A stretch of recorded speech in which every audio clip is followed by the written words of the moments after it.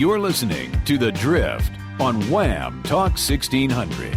Join in the conversation at 734-822-1600. Now, back to your host, Gary Wellings.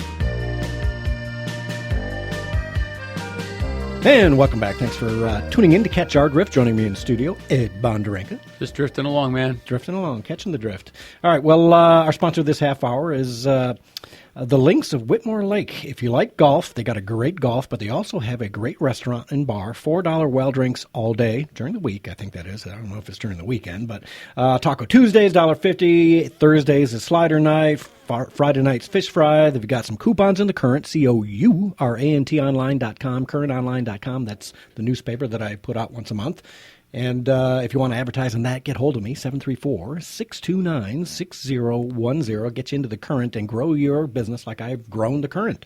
500% in the last 11 years, and the worst economy ever, right? Yep. Since the Depression, anyways. But I want to quickly go to putting this Russian collusion crap to bed, because I think this week finally put it to bed, right? It's done. Please. Anyone that's still beating that dead horse is just ruining themselves and any credibility they have. Now it's not the collusion, it's the obstruction of the investigation into the collusion. And here's my point. How can you obstruct justice on a crime that didn't happen? Can somebody please tell me that? If there was no Russian collusion, what the hell is he obstructing justice on? There's nothing there. You can't obstruct justice on a crime that never happened. And even if it happened, it wouldn't have been a crime. My head I'm turning into Beavis and Butthead here because Yeah. I want to scream. Derek, you got that first track? Now, this is Trey Gowdy talking to Jay Johnson, former DHS secretary, right? And talking about more of this DNC hacking, which I'm still not believing because I believe Seth Rich was the leaker. There was no DNC hacking by the Russians. But let's listen to what Trey Gowdy has to. Who's in charge now of the investigation. Let's see what he says to Jay Johnson. If they had turned the server over to either you or Director Comey, maybe we would have known more. And maybe there would have been more for you to report. So I guess what I'm asking you is, why would the victim of a crime not turn over a server to the intelligence community or to law enforcement? I'm not going to argue with you, sir. That was a leading question, and I'll agree to be led. All right, exactly. So that's the first thing and the only thing I think I've ever heard Jay Johnson say that I can agree with. And I heard that and I went, well, you're a decent human being after all. Somewhere inside there's a guy who can actually tell the truth. Yeah. Why did the DNC not screw them asking why they didn't do it? Isn't it the FBI's job to say this is a federal investigation? Yeah. Give us the server, or we're going to serve you with a warrant, and we'll seize the servers. Yeah, and they still have not to this day. Jeff Sessions, get out there, grab that server, whatever's left of it at this point, and let's see what's on it. Because it wasn't an investigation. It was a matter. You know, that's why you can't issue a warrant for a matter. I just want to scream that what has our federal You know what? I haven't done government this yet. Can become? I scream on there? Because you get through all the screaming. That just makes me so mad. I know. It is the absolute aggravation to know that we've been playing this game with this Russian collusion nonsense for months and months and months now, and still no evidence, and still these morons at MSNBC, at CNN. It's a game. They're playing a game, and they're playing it well. They're not. Well, I would say they're morons, some, but they're masters. They are masters. Their masters are having them do this. Basically, they're colluding. They're colluding to bring down this government. Yep. They're colluding to cheat the American public out of the representation and presidency administration that they voted for. Right. Let's take a call from Jimmy in Manchester who wants to talk about that 60-vote rule. Jimmy, welcome to the show. Hey, Jimmy. Hey, how you doing today? Good. What do you got, Jimmy? 51 votes, that's what I'm promoting. Their health care bill that they're going to pass, we all know it sucks, terrible. But I think they're trying to pass it just to pass it. What's not in it is what's important. I guess we'd call it the competition clause that Trump talked about when he was running. He wants all of the insurance companies to be able to trade across state lines. And that's not in there? That's not in there. Now, the reason can't it's be in not reconciliation in there is because if they put it in, it would go to the 60-vote rule. There you go. They get this passed and then pass that. Yeah. The 51 votes later. So, Jimmy, that's what drives me insane. But they're not going to get that part passed because that part is going to face. You know, that was the old thing about 3 phases. The 3 phases were the executive rule, then the reconciliation, and then... None of those matter if we go to 51 votes. There is nothing stopping Mitch McConnell from going back to 51 votes. I think it was that way for the first 100 years of the country until some idiot decided, let's be fair and have 60 and drag our feet on everything because the Senate has done absolutely nothing. That was actually the Republicans that did that, too. Then it goes to show you the Republicans are retards. That's not the way I heard it when I read it. But, you know, I'll kind of defer to you with some question there. I thought that was Wilson who did it. I thought it was Jeffers. Not this one. I might be wrong.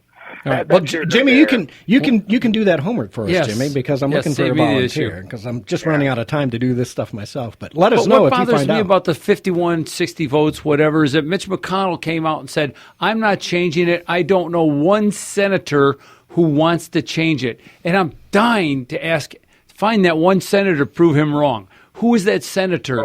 Is I would ask Rand Paul. I mean, I bet he's exactly going to change it. Yeah, that's what I want to know. I want to find that one senator that says, no, you're wrong, sir. All I'm going to say is this, because you know what? Watching Tucker last night, right? And if you listen to this show, you know I'm always hot on the EMP bill, right? Harden the grid, spend the $5 billion or more, whatever it takes. Harden the grid from solar flares, mass coronal ejections, and an EMP from Russia, North Korea, whatever. Because Tucker finally had somebody on last night, this well-known guy who wrote a book on it.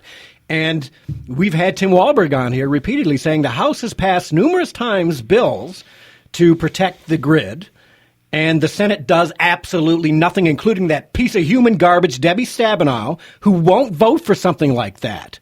All right, and Gary Peters. You know what? Every senator in this country should be absolutely ashamed of himself when this happens, an EMP attack or a mass coronal ejection, and we lose the grid and millions of Americans die. I want those senators who refuse to do it, take the whole bunch of them and clap them in irons and send them away because you failed in your responsibility to protect millions of Americans when you don't protect the grid.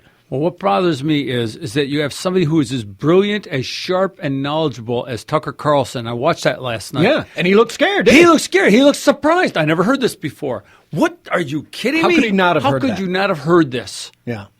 Jimmy, what else you got? Yeah, that's really a no-brainer. I totally agree with you on that. You have to harden the grid. It's $5 billion is nothing.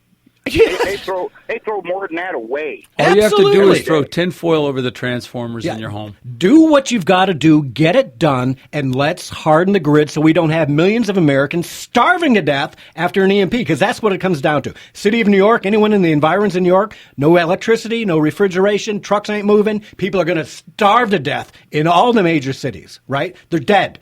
You're signing their death warrant by not taking care of hardening the grid. That's simple. You know, that simple. And so people, get on the lines to your senators and to your congressmen and get a bill passed. And this should be across the board, bipartisan, no ifs, ands, or buts. Don't tie anything else into it that's controversial. Let's spend $5 billion or $10 billion and harden the grid and do it now. That should be a major that should be part of Trump's infrastructure program. You know, at POTUS, get out there and let's get the grid hardened as an infrastructure program. I just realized I haven't heard anybody say this, but I think the biggest threat to our electrical grid is from the fact that we have all the wires hanging in the air as antennae for when that pulse happens. That's what's going to be collecting all the electrons to go back to fry the transformers. Yeah. It never occurred to me this moment, but if we were to bury the lines underground, after all, we get storm protection and we get hardening of the grid. That's an infrastructure I can buy into. All right, Jimmy, you got anything else? Very expensive. Yeah, it is expensive. All of that stuff. You're talking about doubling or tripling electric bills do things like that. I understand. That's a major undertaking. Well, let me ask you this. Let me ask you this, Jimmy. We just spent $10 trillion under Barack Obama. Do you think that would have buried every cable line we had? You think $10 trillion would have covered that, Bill? Thank you, Barack Obama, for screwing the United States once again. You could have done an infrastructure for that. All the money we spent on Solyndra could have been going to hardening the grid. Yeah. All right. Thanks, now Jimmy. We're going to have solar panels on the wall between us and Mexico. Hey, yeah. As much it's a good idea, but come on, Yeah, too little, too late. Hey, you know what? Maybe you take the power companies and say you build the wall and you can have the solar panels on top. Yeah. Right? Let's just privatize it. Think James Bond here. Those solar panels collect energy, and we laser. Privatizing. Private. That is actually excellent. We laser the intruders. Yeah, well, there's always a way to privatize and make some money on it. All right, thanks, Jimmy. I appreciate the call, man. Have a good day. Take care. Okay, so let's grab Gary from Hazel Park. Gary, welcome to the show.